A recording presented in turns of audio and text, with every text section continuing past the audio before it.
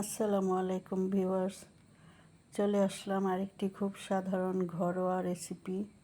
পাবদা মাছ দিয়ে আলু বেগুন দিয়ে মাখা মাখা করে রান্না করেছি। এই রেসিপিটা এখন আপনাদের সাথে শেয়ার করব, তো দেখতে থাকুন। যদি রেসিপিটা ভালো লাগে অবশ্যই লাইক করবেন, কমেন্ট করবেন। হ্যাঁ, সেজন্য প্রথমেই আমি কড়াইতে কিছু পেঁয়াজ কুচি দিয়ে দিলাম। মাখানো তরকারিটা রান্না করব হাত দিয়ে মেখে। তারপর পেঁয়াজ কুচি দিয়েছি, এবার কিছু কাঁচামরিচ দিয়ে দিলাম, কাঁচামরিচ ফালি দিয়ে দিলাম। তারপরে আদা রসুন দিয়ে দিয়েছি, হলুদের গুঁড়া দিয়ে দিয়েছি। তারপরে এখন দিয়ে দিব 1 চামচ মরিচের গুঁড়া। মরিচের গুঁড়াটা ঝাল যে যেরকম খান সেরকমই দিবেন, কাঁচামরিচও দিয়েছি তো সেই জন্য। তো আমি একটু এই তরকারিটা ঝালঝালি করি, দিয়ে দিলাম লবণ। তারপরে এখন আমি এগুলোর মধ্যে দিয়ে দিব তেল, রান্নার সাদা তেল, সয়াবিন তেল দিয়ে দিব।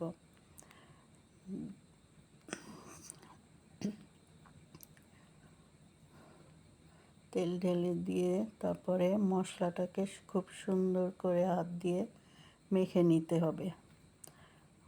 তরকারিটাই হাতে মাখা, মেইন কথা তরকারিটা হাতে মাখা তরকারি হবে, পাবদা মাছ, আলু আর বেগুন দিয়ে। তো মশলাটাকে আমি তেল দিয়ে খুব সুন্দর করে মেখে নিলাম।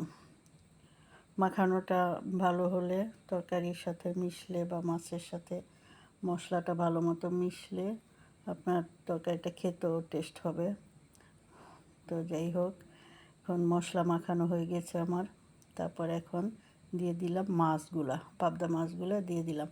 মাছগুলো একটু মেখে আলাদা করে রাখবো, তাতে হবে মশলাটা মাছের মধ্যে ঢুকবে, কারণ এটা তো শুধু মেখেই রান্না করব। কারণ মশলাগুলো তো আমি আগে থেকে করে নিইনি, কষিয়ে নিইনি মশলাগুলো, হাতেই মেখে তারপর একবারে বসিয়ে দিব পানি দিয়ে। সেই জন্য মাছগুলোকে একটু মেখে নিলাম মশলার সাথে, যাতে মশলাটা মাছের মধ্যে একটু ঢুকে, নয়তো মাছগুলো আবার সাদা সাদা হয়ে থাকতো। তো এখন এই মশলার মধ্যে আমি আলু আর বেগুন কেটে রাখা ছিল সেগুলো দিয়ে দিলাম। তারপরে এটাকেও আবার মশলার সাথে সুন্দর করে মেখে নিতে হবে। আলু বেগুনগুলা সুন্দর করে মাখানো হতে হবে, যাতে প্রত্যেকটা সবজির গায়ে মশলা তেল ভালোভাবে লাগে। হ্যাঁ, এবার মাছগুলো দিয়ে আবার একটু নেড়ে মিশিয়ে নিব। এভাবে বাসায় ঘরোয়া পদ্ধতিতে রান্না করলে বেশ ভালোই লাগবে খেতে। প্রতিদিন তো আমরা মানে সবসময় তো অন্য রিচ ফুড বা কষানো এগুলি সবসময় খাই না, মাঝে মাঝে এগুলোও তো আমরা খেয়ে থাকি। এবার দিয়ে দিলাম পানি, পরিমাণ মতো পানি দিয়ে দিলাম। পানিটা দিয়ে তরকারিগুলো আবার মিশিয়ে তারপরে এখন চুলাটা জ্বালিয়ে দিব।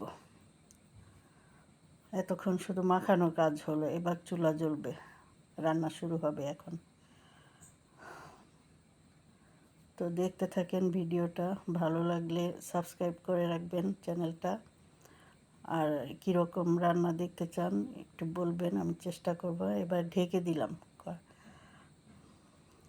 পাতিলটাকে ঢেকে দিলাম বলক আসার জন্য। কিছুক্ষণ পরে বলক এসে পড়েছে, 10 মিনিটের মধ্যেই বলক চলে এসেছে তরকারিতে। তো মাছের মধ্যে মশলাটা ভালোই মিশেছে, মাছগুলো কালারফুল হয়েছে, সাদা সাদা হয়নি।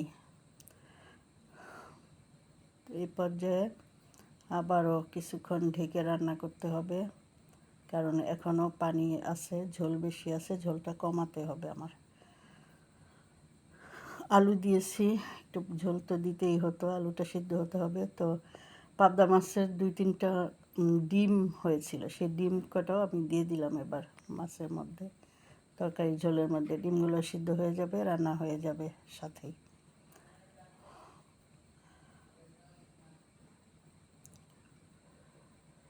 এভাবে আরও কিছুক্ষণ রান্না করতে হবে ঢেকে। তারপরে ঝোলটা কমতে হবে, ঝোল না কমলে তো ভালো লাগবে না খেতে।